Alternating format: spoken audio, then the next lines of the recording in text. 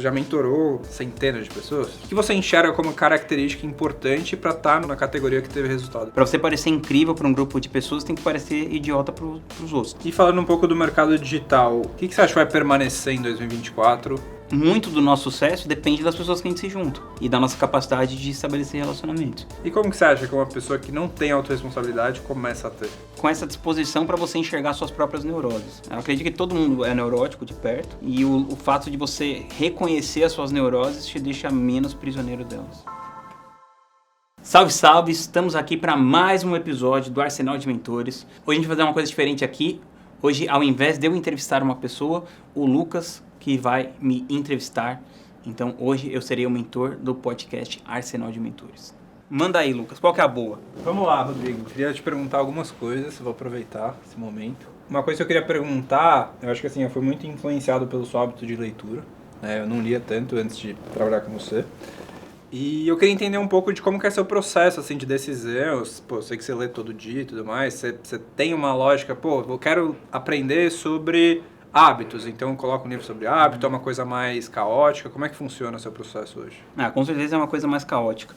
Mas, cara, todos os livros que eu vou ler, eu sempre penso nessa parada de como que aquilo pode, não diretamente me ajudar a me relacionar com as outras pessoas ou comigo mesmo, mas que seja de uma maneira indireta, me dá repertório para me relacionar com outras pessoas, porque eu acredito que tanto a felicidade da vida, ela tá na maneira que você se relaciona com os outros, mas também o sucesso dos negócios tem muito a ver com isso. O tipo de pergunta que você faz, a qualidade das perguntas que você faz. Eu prefiro sempre contar com gente mais inteligente do que eu, para que eu tenha essas perguntas para fazer e tudo mais. Outra coisa também, eu vou pegando muito por indicação. Então, se eu pego uma pessoa que eu admiro, que eu acho inteligente, e ela recomenda um livro, eu compro. Então, a Luciana Seabra veio aqui num episódio, faz alguns episódios, ela recomendou o livro Ricos, Sábios e Felizes, que conta a história, conta o viés de vários caras, assim, sei lá, tipo Charlie Munger, várias pessoas. Aí o Summer recomendou Helena. Eu li, você recomendou Story Brand. Então, são livros que estão nas minhas leituras desse ano, mas eu também gosto muito de reler livros que eu já li. Então, todo ano eu releio, assim, eu passo mais ou menos uns 30% do tempo relendo os livros que eu já li. Então, esse ano eu tô relendo Viagens com Epicuro, As Consolações da Filosofia e O Curso do Amor, do Alain de Botton. E hoje, assim, da maior parte do que você lê, as coisas não são trabalho diretamente. Então, assim, você não lê tantos livros de marketing digital hoje, por exemplo. Sim. Você acha que isso foi mais importante lá atrás para você? Né? Ler o Russell Brunson, ler, enfim, os outros livros que você leu, o Gary Vee, ou realmente a questão é mais pegar esse conhecimento que já foi, de certa maneira, validado pelo tempo, né? Pô, Helena, livros clássicos e tudo mais, ou não? Como que você enxerga essa questão? Sim, é que eu penso que esses livros, na maioria das vezes, eles estão falando de coisas que estão mudando ou que vão mudar. De marketing hoje, você diz os de hoje. Então, sei lá, por exemplo, o livro do Gary Vee, um fala do Snapchat, o outro fala do jeito de você produzir conteúdo, que são coisas que vão sempre mudar. Eles são muito baseados em formato, eu acredito. Não sei se formato seria a palavra certa, mas eles estão sempre falando sobre o que vai mudar. Eu gosto mais de ler livros sobre o que não vai mudar. Livros que são mais baseados em princípio. Então, quando acontece uma crise, por exemplo, tipo a Covid, sei lá, as pessoas vão falar sobre a Covid, o que vai mudar, não sei o quê. Eu já prefiro ler um livro, tipo, sobre a depressão de 29 nos Estados Unidos, que vai contar como as pessoas reagiram diante daquela crise. E as pessoas vão reagir da mesma maneira diante de qualquer crise. Então, eu gosto mais de me apegar nos princípios que não vão mudar do que focar nas coisas que vão mudar, apesar de eu entender que tem valor. E falando um pouco do mercado digital, a maioria das perguntas seria o que você acha que vai mudar em 2024? O que você acha que vai permanecer em 2024 do passado? Assim? O que você acha que são as coisas que são mais imutáveis ou mais difíceis de mudar no nosso processo? O que você focaria efetivamente? Acho que a coisa mais difícil de mudar é o envolvimento que a gente tem através de histórias. Então, à medida que você consegue criar um ambiente propício para você contar aquela história de diversos ângulos, de diversos pontos de vista, até que essa história se torne interessante para gerar conexão com as outras pessoas. Eu acredito que a vitória tá sempre aí. O resto todo, em termos assim, de como você cria um grande produtor de conteúdo, é praticamente irrelevante. Mas se for traduzir, isso seria o storytelling? Ou não? Tem a ver com o storytelling, mas é mais a sua disponibilidade para você ser vulnerável, para você sair da zona de conforto, em vez de você sempre contar aquela coisa do jeito certo, do jeito mais óbvio, não do jeito certo. Por exemplo, eu estava falando com uma mentorada minha, e ela falou assim, que ela ia criar um conteúdo e que ela ia colocar o nome do conteúdo de Tire dúvidas sobre psiquiatria. Ou seja, esse é o jeito mais óbvio que uma pessoa pode criar conteúdo, mas é o mais chato. Sei lá, por exemplo, essa minha mentorada especificamente, ela é uma psiquiatra e ela trabalha com coisas bem alternativas, tipo ketamina, CDB. Então, ela poderia, por exemplo, levantar a bandeira dela. Por que ela acredita que a ketamina é revolucionária como uma farmacologia dentro dos tratamentos de transtorno psiquiátrico? E ela poderia colocar isso de várias maneiras, por exemplo, atacando a indústria, né, que é contra isso, ou a indústria farmacêutica, que é contra medicamentos que você vai usar muito menos vezes. Né? Então, sei lá, a indústria farmacêutica quer vender Prozac para você tomar por 30, 40 anos. Em vez de você tomar um psicodélico que você vai tomar uma vez por ano ou uma vez na vida. Então, o que eu quero dizer? Todas as pessoas, elas têm como explorar as crenças, os valores e as histórias delas para elas trazerem isso de um ponto de vista interessante e que vai gerar conexão com as pessoas.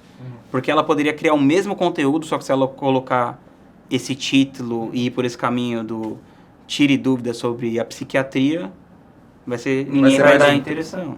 Ninguém vai dar atenção, exatamente. Então eu acredito que a coisa é você ter essa disposição de ficar cavando e também essa disposição de você ser vulnerável. E quando eu falo vulnerável, não é simplesmente ou necessariamente, você expor uma vulnerabilidade sua. Porque vamos supor, na hora que ela se posiciona pró-psicodélicos, por exemplo, ela tende a tomar um monte de porrada. Então é essa vulnerabilidade de você expor a sua posição, expor a sua opinião, apesar de que você eventualmente vai ser hateado, né, por alguém. Tem uma frase que eu acho que eu vi o Mark Manson falando, que fala o seguinte: para você parecer incrível para um grupo de pessoas, tem que parecer idiota para os outros. Tem que estar disposto a parecer idiota para outro grupo de pessoas. Então, é bem por aí, mas claro que você aprender os fundamentos do storytelling também ajudam, né? Então, ler esses caras, tipo o Chris Anderson, do TED, o Robert McKee, ou a Anne Lemot, do Bird by Bird, que é o, como chama-se mesmo? Palavras por Palavras. O próprio livro do Stephen King sobre a escrita também é muito bom. Então, lê um pouco sobre esses... Eu gosto muito de um que chama Everybody Writes, da Anne Hadley. É bem bom. Esse eu nunca li. Mas você acha que tem mais alguma coisa, além dessa questão da vulnerabilidade, da exposição, que você acredita que no nosso mercado vai continuar sendo uma constante, pelo menos nos próximos anos? Não, no nosso mercado, eu acredito que isso é o que mais vai permanecer. Agora, em qualquer mercado, eu penso que, além disso, o empreendedor, o dono da empresa e tal, ele tem esse papel de estar o tempo todo criando relacionamentos, porque o Marco Aurélio falava isso, né? Que os seres humanos são como os dentes superiores e os inferiores. Os superiores sem os inferiores não fazem nada, e os inferiores sem os superiores não fazem nada. Então, muito do nosso sucesso depende das pessoas que a gente se junta e da nossa capacidade de estabelecer relacionamentos. Então, eu imagino, por exemplo, se eu não tivesse me juntado com você para criar nosso negócio, o meu nível de sucesso seria muito menor. Se eu não tivesse me juntado com o Lamp, com tantas outras pessoas, o nível de sucesso seria muito menor. Se eu não tivesse arrumado o Gustavo para ser um expert, o nível de sucesso teria sido muito menor. Se eu não tivesse um bom relacionamento com a Hotmart, o nível de sucesso seria muito menor. Então, eu percebi o quanto essas habilidades sociais de saber me relacionar com as pessoas fez diferença no meu negócio e faria para qualquer pessoa. Eu acredito que todo mundo fica abaixo do potencial, não todo mundo, mas a maioria das pessoas, por não desenvolver essa habilidade de se relacionar. Porque quando você não desenvolve essa habilidade de se relacionar, a sua única chance é que você seja tão bom ao ponto que você não possa mais ser ignorado. E que eu te acho bem mais difícil você fazer isso. Mas algumas pessoas, claro, fazem, então. Sim. E a outra questão é tomar decisões. Porque uma decisão certa muda muito e uma decisão errada pode te levar à ruína. E muitas vezes a decisão que te leva à ruína é a sua não decisão. É você ficar adiando de tomar uma decisão. Então, acredito que se você colocar energia nisso, você está sempre pensando qual é a decisão que eu deveria tomar nesse momento, que faria diferença para o meu negócio e que eventualmente eu não estou. Quem são as pessoas do núcleo de poder do mercado que eu estou atuando, que eu poderia me aproximar e eventualmente eu não estou me aproximando tanto quanto eu poderia. Acredito que é por aí. Você falou um pouquinho agora do núcleo de poder. Primeiro eu queria entender se foi um conceito que você criou ou você viu em algum lugar, como que isso surgiu. E a segunda pergunta, se eu já puder fazer agora, é como que a pessoa desenvolve essa questão do networking, que é uma coisa que você acabou de falar que é super importante, que te ajudou realmente a ir mais longe. Como que você acha que a pessoa consegue desenvolver essa habilidade efetivamente? Tá. Bom, esse termo, eu não sei se o termo fui eu que cunhei ou se já tinha em algum lugar, mas basicamente é o seguinte. Você imagina que em toda área existe um núcleo de poder. Vamos pensar assim, na indústria do cinema. Na indústria do cinema, dos filmes e tal, né? Qual que seria um núcleo de poder? Por exemplo, poderia ser a Netflix, que é a maior plataforma de streaming. Ou seja, se você está sendo um personagem qualquer que seja dentro dessa indústria, vamos supor que você é um roteirista, um ator, um diretor. Você concorda que qualquer papel que você esteja exercendo, se você for bem conectado com a Netflix, a sua vida já andou muitos %, né, pra frente? Então, beleza. Só que aí você pode pensar assim, pô, mas eu sou um ator iniciante, um roteirista iniciante. Tá difícil eu sair do meu quarto em Jundiaí com o meu hamster para a Netflix. Então tá bom, vamos supor que a Netflix esteja no centro. Quem que estaria ao redor da Netflix? Aí, sei lá, você poderia colocar as produtoras que rodam filmes na Netflix, que já venderam seus trabalhos para a Netflix. Você poderia colocar os atores que já atuaram lá, os diretores que já escreveram para lá, os roteiristas, os não sei o quê. Então, como que eu poderia me aproximar dessas pessoas, em primeiro lugar? Aí você fala, não, mas mesmo assim tá muito difícil. Aí você fala assim, tá bom, então você começa a pesquisar a vida dessas pessoas, aonde que a roteirista que tem um filme na Netflix, ela estudou. Ele estudou com o José da Silva. Pô, então eu vou me conectar com o José da Silva. Eu vi que ele dá aula aqui em São Paulo, eu vou pegar um ônibus, vir pra cá e me conectar com ele. Pode ser esse cara é o primeiro passo, para depois eu me reconectar com alguém que escreve, depois não sei o quê, depois... É quase como aquela... como que chama? A lei das 7 conexões? Tipo assim, 6 degraus de separação. 6 degraus de separação. Que fala que você tá meio que sempre a 5 ou 6 pessoas de qualquer pessoa. Que eu acredito totalmente nisso. Principalmente hoje, né? Um negócio tão globalizado. Eu pensei isso. Ontem eu tava vendo uma foto daquela cantora portuguesa, da Carminho. É uma cantora de fado portuguesa, das mais conhecidas e tal. E ela tava com a Emma Stone e o Mark Ruffalo dentro de um filme. Então ela tava contando a experiência dela e tal, de ter participado desse filme. E eu pensei assim, pô, há 6 anos atrás, eu era empresário do Arnaldo Antunes e a gente gravou um DVD em Portugal. E eu passei o dia inteiro com a Carminha. Ou seja... Eu estaria a uma pessoa da Emma Stone, ou do Mark Ruffalo, sei lá. Ou vamos supor, ainda que hoje eu não tenha contato, eu era empresário do Arnaldo, então eu tenho contato com o Arnaldo, que poderia ter contato com ela, que poderia, sabe? Fazer essa ponte. Fazer essa ponte de alguma maneira. É claro que eu acho que seria muito difícil eu criar um assunto para que a Carminho fizesse uma ponte entre eu e a Emma Stone. Mas o fato é que de alguma maneira aquilo está acessível. É diferente da Idade Média, que o camponês nunca nem viu o rei. Exato. Não tinha acesso nenhum. Então sempre é possível você fazer alguma coisa. Agora, uma coisa que eu gosto de falar é assim, vamos supor que eu quisesse falar com a Emma Stone. E eu fosse tentar por esses caminhos e tal, pode ser que ela me ignorasse totalmente. E isso é uma coisa que está fora do meu controle. Então eu não ligo se isso acontece. Mas o que está ao meu controle é eu acionar as pessoas que estão alcançáveis dentro da minha rede de relacionamento para que eu dê esse próximo passo, o próximo passo, o próximo passo. Então as pessoas elas se concentram muito nesse final que, mas e se a pessoa me rejeitar? E a gente não faz a nossa parte, que é tentar galgando esse lugar, né? Até... Que no fim é uma das coisas que você seja. fala muito do estoicismo, né? Que é focar no que você controla. Exato. Eu posso tentar com o Arnaldo o contato, que não sei o que, e que talvez chegue, talvez não. Exato. Mas a questão é, cara, posso falar com a Arnaldo. Que tem muito a ver com as pessoas que vendem e com as que não vendem. Porque as que não vendem, elas sempre se concentram na venda. E as que vendem, como eu, que vendo muito qualquer coisa que eu faço, eu me concentro na oferta. Porque a oferta está no meu controle. A venda não está no meu controle. Então, sempre vai ter uma porcentagem. Você só precisa chegar no número. Então, vamos supor assim, você fala, cara, eu preciso fazer uma venda. E se você chegar na conclusão que você precisa falar com 100 pessoas para fazer uma venda, então o que está separando você daquela venda é falar com 100 pessoas. Falar com 100 pessoas. E, sei lá, para algumas pessoas vai ser 100, para outras vão ser 10. Isso varia, né, de acordo com a sua autoridade, com o tipo de produto que você vende e tal. Então, por exemplo, eu já estava vindo no carro com o Lamp para fazer essa gravação aqui. E o Lamp falou que conversou com vocês, sei lá, vocês resolveram aumentar em quase R$1 milhão a nossa meta. E aí eu já vim pensando no carro, falei, bom, então se eles aumentaram isso, eu preciso falar com tantas pessoas para vender, eu vou ter que falar com mais tantas pessoas a mais. Quais são as possibilidades que eu tenho de criar situações para que eu fale com essas tantas pessoas a mais, para que eu faça essas vendas? Sim. Porque o nosso negócio que no fim, né, tem um negócio muito interessante que eu pelo menos não conhecia, né? Que a Amazon, ela fala que existem 2 tipos de métricas, né? Tem a métrica de input e de output. Conhece esse conceito deles?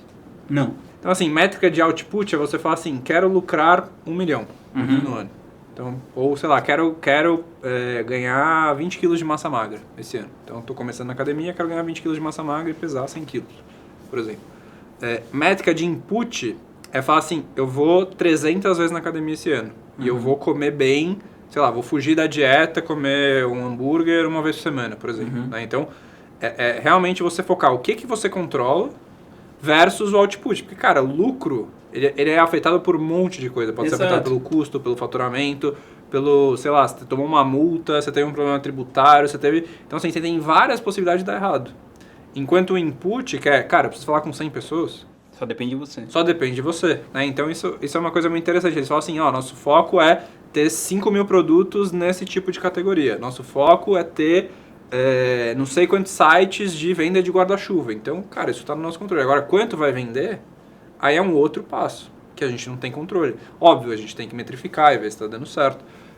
Mas quando eles focam nas métricas de input, a coisa funciona muito melhor, justamente porque você tem esse controle. Você ir ou não na academia 200 vezes é muito mais fácil do que você falar, vou ganhar 20 kg de massa magra. Total. Né? Então, isso é bem interessante. E também essa parada, assim, eu sempre falo, né, que empreender é um exercício de empatia. Então, se você tem empatia com outras pessoas, você também tem que ter com você mesmo. E quando você tem empatia com você mesmo, muitas vezes você chega nessa conclusão que é a seguinte, eu só preciso pedir ajuda. Então, às vezes você pode ligar para uma pessoa e pedir para ela indicar seu trabalho. Ligar para uma pessoa e perguntar se ela conhece alguém que se interessaria pelo seu trabalho. Ou simplesmente fazer uma cold call mesmo, mandar uma proposta fria no Instagram, no direct. Ou oferecer a sua ajuda de graça para outra pessoa, para você poder demonstrar seu valor. Sim. Acho que tem muitas formas criativas de você fazer isso e que a gente muitas vezes não vende só por causa disso. Vamos supor, no meu direct, no meu Instagram, tem várias pessoas que mandam assim, cara, eu gostaria de ser o seu designer. Olha aqui meu portfólio. E que, por exemplo, eu nunca vou clicar no portfólio da pessoa. Eu não estou procurando designer. O cara não gerou valor nenhum para mim. E ele manda eu olhar o portfólio do trabalho dele, que é uma coisa que vai consumir meu tempo. E eu não tenho nenhuma indicação prévia que isso vai valer a pena. Agora, qualquer designer que me mandasse um design muito melhor que todos os meus designers, e a pessoa tivesse pensado isso pra mim, a possibilidade de eu contratar ela ou de eu responder já aumentaria estratosfericamente. Isso é uma coisa que está no controle da pessoa. Total. Mas geralmente as pessoas não fazem isso. No fim, a pessoa ela tem essa coisa de pegar o caminho de menor esforço, né? Isso é muito comum. E que a gente foi, né, hardwired para isso, né? Sei lá como é que foi. Conectado para isso, né? Não sei. Nasceu com essa chavinha de sempre buscar o atalho, né? Só que o problema é que o atalho hoje geralmente vai levar a decisões ruins, né? Exato. Por isso que comer batata frita vai te levar para um lugar e ficar comendo salada com frango vai te ajudar no longo prazo. Apesar de eu ser contra o frango, viu, gente? Foi só um exemplo. Não matem os frangos. Você já viu aquele seriado da Netflix, A Dieta dos Gêmeos? Você vai gostar. Eu não vi, que é do cara comendo... Pô, mas eu achei a premissa meio furada, porque é muito pouco tempo acompanhando. Então, são 8 semanas. Pô, então é muito pouco tempo. Ué, mas aí você mede os marcadores, em 8 semanas já tem resultado. Eu vou assistir. Eu ainda não vi, mas um deles come uma dieta, não sei se vegana ou vegetariana. Né? E provavelmente ele estudar melhor. Provavelmente ele está melhor. Até onde eu vi, pelo caminho que estava indo, provavelmente está melhor. Mas eu queria te perguntar sobre esse negócio de mentoria e tudo mais. Pô, você já mentorou, sei lá, centenas de pessoas, né? Então, algumas centenas, talvez. O que você acha, assim, que são as características que você enxerga nas pessoas que têm resultado, assim? Porque, claro, né, o mentor, ele não, como a gente estava falando, né, você não tem controle se a pessoa vai executar, você não sabe se a pessoa realmente vai se dedicar efetivamente. Então, você tem gente que teve mais resultado, teve gente que teve menos resultado, teve gente que não teve resultado. Então, assim, como é que você... O que você enxerga como característica importante para estar na categoria que teve resultado efetivamente? A primeira de todas, autorresponsabilidade. Quanto menos tempo a pessoa passa culpando ou se preocupando com fatores externos que estão fora da área de influência ou de controle, mais resultado ela tem. Porque na hora que você coloca o motivo de você não ter resultado é um fator externo, você se coloca como uma vítima da circunstância. Então não tem o que você fazer. Então se não tem o que você fazer, acabou o jogo. Agora se você coloca... A pessoa que tem esse nível alto de responsabilidade se coloca sempre como um agente de transformação, independente do que acontece. Então, essas pessoas tendem a ter mais resultados. A outra coisa, o que eu falei antes, a capacidade de desenvolver relacionamentos. Não é só o relacionamento com o seu núcleo de poder. É do tipo, você consegue desenvolver um relacionamento para que você tenha uma equipe boa? Para que você tenha pessoas te ajudando? Você consegue convencer outras pessoas a sonharem o mesmo sonho que você? Você consegue transformar o sonho da sua empresa no sonho de outras pessoas? Ou fazer que aquilo seja interessante para elas? Então, no fim, é uma questão de vender a visão, assim. Isso, consegue vender a sua visão. Mas acredito que, assim, são mais habilidades sociais. Não tem muito a ver com saber apertar o botão no Facebook ou saber escrever copy. Apesar do papel super importante da narrativa, ainda uma pessoa que não tem uma narrativa tão bem desenvolvida, se ela tiver todos esses outros elementos, essas habilidades sociais bem desenvolvidas, essa visão clara e fazer o arroz com feijão bem feito, ela vai conseguir ter um resultado muito bom. E como que você acha que uma pessoa que não tem autorresponsabilidade começa a ter? O que você acha que a pessoa pode fazer por isso? O que você falou no dia que eu te entrevistei, que começa pela pessoa se conhecer. Então, e tem várias maneiras que a pessoa pode se conhecer melhor. Por exemplo, você meditou 1.600 dias, com certeza isso aumentou o seu nível de autoconhecimento. Eu faço terapia há mais de 10 anos. Foi engraçado que tinha uma pessoa que trabalhava com a gente, que ela... Umas 2 vezes ela chegou pra mim, ela falou assim, você não meditou hoje cedo, né? Eu falei, não. E ela tinha acertado. Assim. Não sei se eu me auto... Tipo assim, já que eu não meditei, eu tô mais puto, sabe? Ou se realmente eu tava diferente, efetivamente. E que horas que você costuma meditar? Assim que eu acordo. Se eu acordar 6h30, 6h30. Mas geralmente você acorda que horas? Geralmente 6h30. É bom que aí quando eu tiver alguma coisa pra te pedir, eu já peço ali tipo 6h45. Não, mas eu não abro o WhatsApp antes. Tô brincando. Então, eu acho que tem esse lance, meditar, eu faço terapia. Tem gente que é através do exercício da fé, tem outras pessoas que é com a literatura. Né? Tem outras pessoas que escrevem diários, eu também escrevo diário e tal. Então, acredito que tem várias ferramentas para você fazer isso, mas você colocar com essa disposição para você enxergar suas próprias neuroses. Eu acredito que todo mundo é neurótico de perto, de alguma maneira, e o fato de você reconhecer as suas neuroses te deixa menos prisioneiro delas. E eu queria fazer uma outra pergunta, pensando na Craft, né, na Black, que uma coisa que você tem uma capacidade muito boa, além dessa coisa de vender e tudo mais, é que você consegue enxergar, por exemplo, boas parcerias de longe. Né? Então, várias pessoas, trabalha com essa pessoa, traz esse cara aqui e geralmente se encaixa muito bem. Né? Então, como é que funciona? Assim, o que você olha para entender quando existe esse match, assim, quando existe essa capacidade de 1 mais 1 ser maior que 2? Sempre esse match, ele tá na questão complementar. Então, por exemplo, eu sou muito bom com vendas. Você é muito bom com análise. Então, a gente é um match bom. Porque se Os dois bons vendedores. Se fosse só eu, o negócio ia ser um caos e tal, e não ia parar de pé. E se fosse só você, não ia ter o que você trabalhar, porque você não ia vender nada. Então, essa junção eleva a capacidade de cada um. Né? Ou, por exemplo, eu poderia vender muito e perder muito dinheiro por não administrar as coisas bem e tal, como já foi em outras empresas que eu tive. Ou você podia administrar bem, mas eventualmente ia faturar menos, ter uma capacidade menor, exato. Então eu sempre procuro ver aquela característica que a pessoa se destaca e indicar para que ela trabalhe com alguém que supra a parte que ela é mais fraca. E isso permite que você passe mais tempo colocando luz aonde você é mais forte, que geralmente é muito mais lucrativo e divertido fazer isso do que ficar tentando consertar cada rachadura da sua armadura. E falando dessa questão comportamental, você teve que lidar muito com não, obviamente, né? O vendedor ali que tá o tempo todo tentando, ele tá tomando um monte de não na cabeça, infelizmente, né? Porque faz parte do processo. Como que é pra você lidar com esse não, assim? É uma coisa dolorida? Você foi desenvolvendo uma certa resistência? Ou desde o começo você já sabia que isso fazia parte do processo? Como que foi pra você? Eu sempre percebi que isso fazia parte do processo. Eu acredito que sempre eu li que as histórias de sucesso passavam por isso, passavam por tomar vários nãos e tal. E eu também tive muitos sims, desde que eu sou adolescente. Então, eu tentava muita coisa, dava não, até que deu sim, por exemplo, para gravar o disco da minha banda, um monte de coisa. Tem uma história muito legal que é a história do cachorro de $15 mil. E essa história é do Sylvester Stallone. Bom, todo mundo sabe que o Stallone escreveu aquele filme do Rock. E aconteceu o seguinte, ele estava tentando ser ator desde o início dos anos 70, e a coisa não ia. Ou ele pegava um papel muito pequeno, ou ele não era selecionado, ou falavam que ele não era o tipo certo pro filme e tal. E aí, ele tava muito pobre, sem grana nenhuma. Ele vendeu o cachorro dele por $40. E aí ele foi assistir a luta do Muhammad Ali, e quando ele viu essa luta, ele pensou, cara, eu vou pegar várias coisas de outros filmes que eu já assisti, e ele juntou aquele repertório todo que ele já tinha, que ele adorava o cinema, e ele escreveu em 22 horas seguidas o Rock.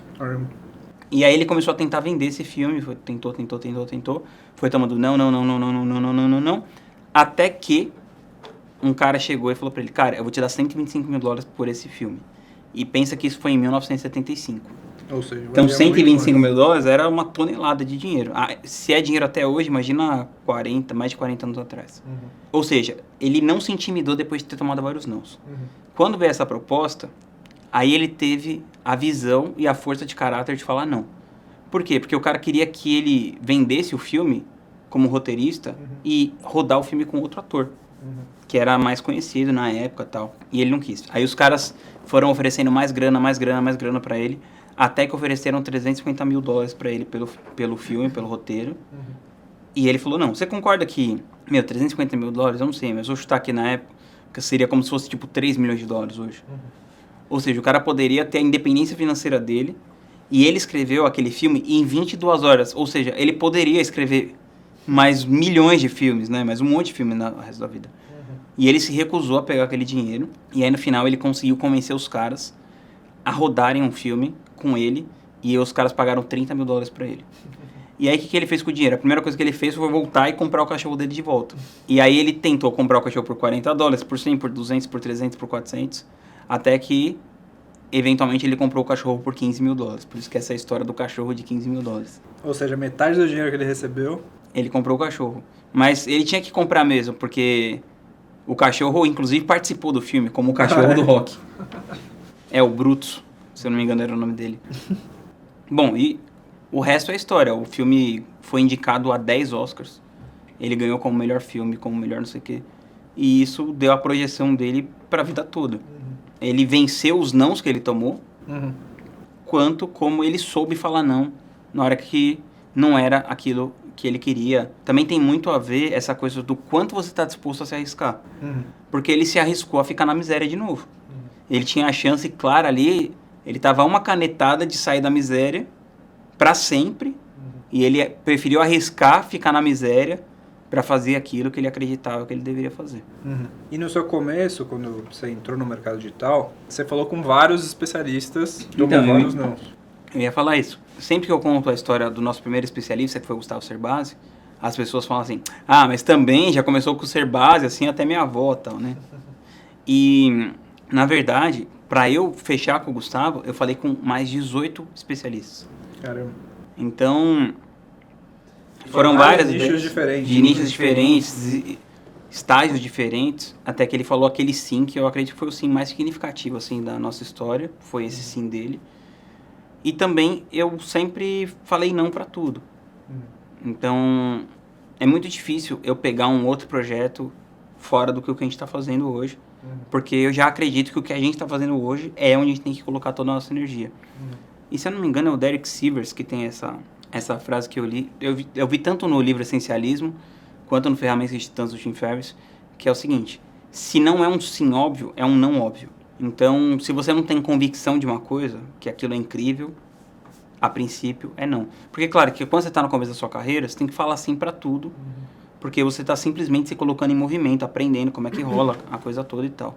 Que foi o que a gente fez no começo da Gratitude, dava sim para um monte de coisa. Depois você chega num certo estágio da sua carreira, que a cada sim que você falar, você está tirando a oportunidade ou de melhorar aquilo que você já tem, ou de dar um sim para uma coisa que aparecer incrível no futuro, que você vai estar ocupando a sua coisa com um negócio mais ou menos. O Tim Ferriss também tem esse conceito que eu gosto muito, que ele fala o seguinte: escolhe sempre uma nota de 1 a 10, eliminando o 7. Porque muitas vezes eu peguei projetos nota 7, que acabaram se provando ser projetos nota 6, que eu jamais teria pego antes. E se eu tivesse colocado esse critério de ser sempre só 8, 9 ou 10, eu teria me esquivado de várias roubadas na vida. Então, no fim, assim, é uma capacidade primeiro, de tomar não. Segunda, de falar não. Que é uma outra dificuldade que as pessoas também têm, né? Essa coisa de... Pô, você não tem tanta grana, mas é um familiar, precisa você dar o dinheiro e você fica sem. Eu, por exemplo, nesse caso do Stallone, o cara nem ia precisar chegar nos 300. Na hora que ele desse os primeiros 125, eu já assinaria na hora. Já tinha assinado pra pegar o cachorro de volta. Pra pegar o cachorro de volta e pra ficar bem na vida, né? Sim. Eu pensaria isso, com certeza. Eu escrevo depois outro roteiro. Não vou me arriscar. Então é também o quanto é o... É a convicção, né? Qual que é o seu apetite ao risco. E a convicção de que esse negócio realmente vai dar certo, né? Ele tinha uma convicção absurda. Sim, mas ele falou que ele não tinha uma convicção absurda que ia dar certo. Ele falou que ele não sabia que ia dar certo desse jeito, óbvio, mas que principalmente ele queria saber que se ele tivesse falhado, ele tivesse dado a chance para ele mesmo falhar. Entendi. Que eu acredito que é uma coisa muito mais digna e inteligente do que você ficar com aquela coisa assim, eu tenho certeza que isso vai dar certo, que é uma coisa que você não tem controle. Claro. Porque imagina se ele coloca toda a energia dele assim, não, eu tenho certeza absoluta que isso dá certo. Aí aquilo não dá, aí a pessoa tende a entrar nessa espiral depressiva e tal, e não continua. E outro dia eu recebi uma pergunta na caixinha, eu queria que você respondesse essa pergunta. A pessoa me perguntou se eu acho que a maioria das pessoas no digital vai ficar milionária. Qual que é a sua opinião sobre isso? Pra mim é uma resposta óbvia. Porque a gente mora num país pobre pra caramba e tal. E tem aquele conceito, né? Ser milionário é uma coisa extraordinária. Né? E da etimologia da palavra, se é extraordinário, é fora do ordinário. Se todo mundo ficasse milionário, fosse o ordinário, pararia de ser extraordinário. Então, é óbvio que, sei lá, 99% das pessoas, 90% das pessoas não vão ficar milionárias com isso. Como as pessoas não vão ficar milionárias com nada. 90 e tantos por cento das pessoas não vão ficar milionárias com nada. Mas, o que o digital tem, que nenhum outro lugar tem, na minha opinião, o digital faz esse papel, é uma ferramenta de mobilidade social. Porque o digital permite que você fique rico, de maneira rápida, de maneira lícita, e a barreira de entrada é muito baixa. E esses 4 elementos é muito difícil você encontrar em qualquer mercado. Então, é possível? É possível. Mas é difícil? É difícil. É improvável? É muito improvável. Por isso que a bandeira que eu defendo é que sempre que você está pensando em ficar rico, você tem que saber que você está fazendo uma aposta improvável. Todas as possibilidades estão contra você. Mas assim, é possível. Então você tem que decidir se você é uma pessoa que está buscando uma coisa que é possível, mas é difícil, e vai escolher esse caminho do digital para buscar isso. Agora, se você é uma pessoa que se preocupa com esse tipo de coisa, então, mas então quer dizer que não é a maioria que vai ficar. Você já é uma pessoa que não vai ficar. Eu não devia nem estar preocupado com isso, você devia estar em outra, porque isso não é para você. Porque você tem que ser daquelas pessoas que tem assim, bom, beleza, isso aqui é para a minoria, então é para mim. E aí você vai atrás de fazer aquilo acontecer, paga o preço, que geralmente é o que a maioria das pessoas não está disposta a fazer, que é pagar o preço. Inclusive a gente tem dados, né? A própria Hotmart já divulgou que 4 mil, se eu não me engano. Só tem 4 mil pessoas que bateram 1 milhão na história. Então vamos... Aí eu vou começar só a teorizar, só pra gente brincar aqui. Então vamos dizer que a Hotmart tem a metade do mercado, né? Então todas as outras têm a outra metade. Isso aqui é o número que eu tô chutando, não tem esse dado. Mas então a gente teria mais ou menos 8 mil milionários, pessoas que já faturaram pelo menos 1 milhão no digital, né? Pensando nesse modelo que eu falei. Fora que isso, faturamento não é bolso. Exatamente. Mas para fins de fins ilustração, ilustrativas, a gente tem aí 8 mil pessoas. E se eu não me engano, a própria Hotmart uma vez soltou que, naquela pesquisa que ela fez com a FGV, que no ano passado eles tiveram, se eu não me engano, perto de 300 mil pessoas que fizeram pelo menos uma venda. Então, se a gente, vou pegar um número aí, né, a gente pegaria esses 4 mil em cima desses 200... seria 1,33%. Só que você tem que pensar que o 4 mil provavelmente é histórico e os 300 mil é de um ano só. Né? Então, sei lá, multiplicaria talvez por 3 isso. Então, chegaria num perto de 0,5%, que eu acho que é um número totalmente factível, assim. Né? Se você, eu não sei se você já ouviu falar na lei da potência, chama Power Law. É tipo assim, a Barbie foi o filme mais visto no ano passado. Né? Teve 1,4 bi, se eu não me engano, de faturamento global. Só que se você pega a lei do Pareto, tipo assim, várias vezes a lei do Pareto, então o 20% traz 80% do resultado, dentro desses 20% tem mais 4% que traz 64% do resultado. Isso acontece com várias coisas, né? Isso acontece na música, né? Na venda de CDs, em shows, no cinema, não sei o quê. E o digital é a mesma coisa. CDs não, né? Você tá parecendo meu avô. CD eu fui longe. Mas livros, por exemplo, acontece. Nos streamings. Nos streamings acontece, então você pega lá algumas séries, vai ter, sei lá, 0,5% das séries que tiveram um número bizarro de pessoas que assistiram, né? E isso acontece também nas redes sociais. Né? Então você pega a maior parte do engajamento, tem um pequeno percentual, 0,5% ali, que vai ter um percentual, sei lá, 40% do mercado, 30% do mercado, em número de curtida e número de seguidores, né? Então o digital, no fim, acaba sendo um reflexo também disso, né? Justamente de você ter uma concentração, como teve na Barbie, como teve no Oppenheimer, como teve em livros que bombaram no ano passado, né? E vai acontecer a mesma coisa. Então, se você não entender um pouco de como essa dinâmica funciona, é muito difícil que você realmente consiga ser essa pessoa improvável, como você falou. Total. Bota fé. Pô, mas então obrigado por ser meu primeiro entrevistado. Espero que tenha sido muito bom pra você também. E você vai me substituir aqui, cara, quando eu tirar férias. Boa, tô treinando pra isso. Obrigado pela participação. Junto.